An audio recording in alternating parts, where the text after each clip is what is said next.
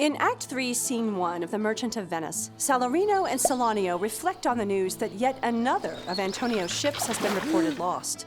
They hope the news is only hearsay, but their source is reputed to be an honest woman of her word. Just as they are hoping this will be the end of bad news for Antonio, Shylock approaches them. The three men discuss Jessica's departure and what Antonio's ship being lost means for his bond. Salarino and Salanio ask Shylock what he wants with a pound of Antonio's flesh, and Shylock tells them it doesn't matter what he does with the flesh. He just wants revenge. Even though he's Jewish, he says, he has the same feelings and the same weaknesses and desires that any Christian has, concluding that a Christian would seek revenge on a Jew if wronged, and therefore he is also entitled to revenge. But Salarino and Salanio do not have an opportunity to respond because they are summoned to Antonio's for dinner.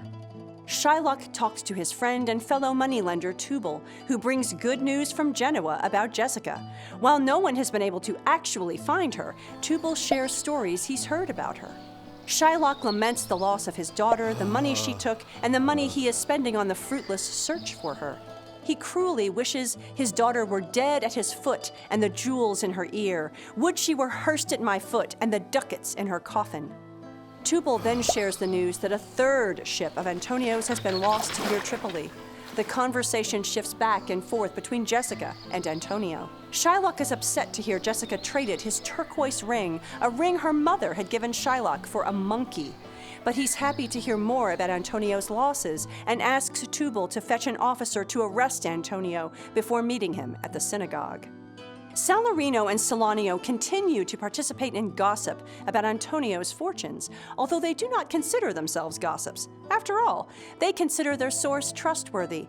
Antonio's ship is allegedly lost in an area called the Goodwins, likely a reference to the Goodwin Sands, an area of the English Channel known for treacherous currents.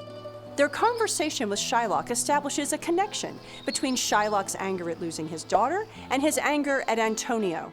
Antonio and his friends are Christians, sufficient reason for Shylock, in his mind, to connect them to Jessica's disappearance, and thus to his other grievances against Antonio. In a sense, Shylock expects Antonio to suffer for all his kind, just as he believes Antonio has made him suffer because of his nation. Shylock is able to channel his rage about Jessica into his rage at Antonio. He can't punish his daughter for her disobedience, but he can punish Antonio.